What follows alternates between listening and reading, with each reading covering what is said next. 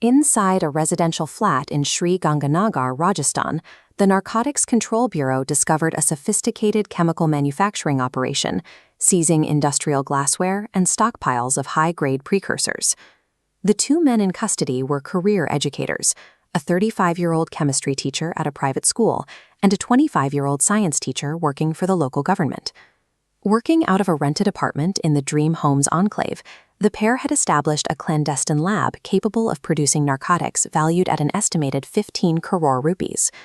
During the raid, agents recovered 780 grams of mephedrone, a potent synthetic stimulant that has become a primary target for international narcotics agencies. This bust illustrates a shift in the narcotics trade.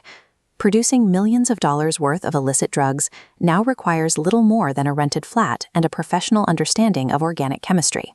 Mephedrone, often called Meow Meow or 4-MMC, is a highly addictive synthetic stimulant in the cathinone family.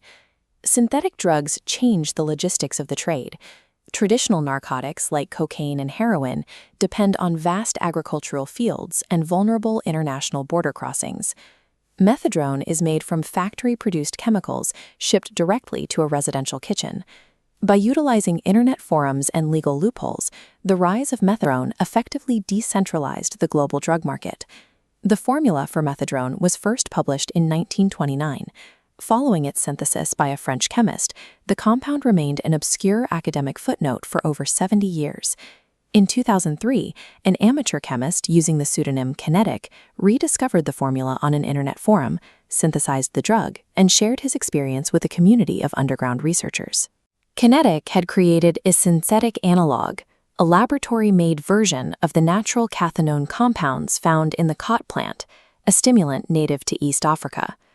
Because the original 1929 formula was so obscure, mephedrone was not listed on any international schedule of banned substances when it reappeared in the early 2000s.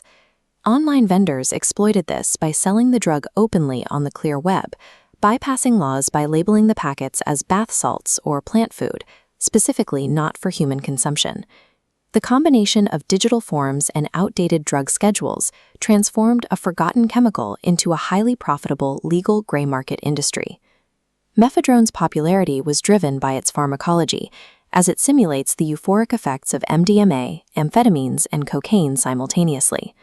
After ingestion, the synthetic molecule quickly enters the bloodstream, aggressively navigating the circulatory system before it rapidly crosses the blood-brain barrier. As shown in this neural synapse, the drug acts as a monoamine releasing agent, forcing the brain to release a massive, unnatural flood of serotonin and dopamine. This leads to intense cardiovascular strain, anxiety, and severe vasoconstriction, which can cause users' extremities to turn blue from lack of blood flow. The drug's 2-hour half-life causes a rapid crash, frequently leading users into a cycle of compulsive redosing to avoid the sudden depletion of dopamine. To understand how two teachers could operate on this scale, we have to look at the simplicity of the manufacturing process. The chemicals recovered in the Rajasthan flat, acetone, benzene, and bromine, are common precursors used in a variety of legitimate industries. This diagram outlines the synthesis.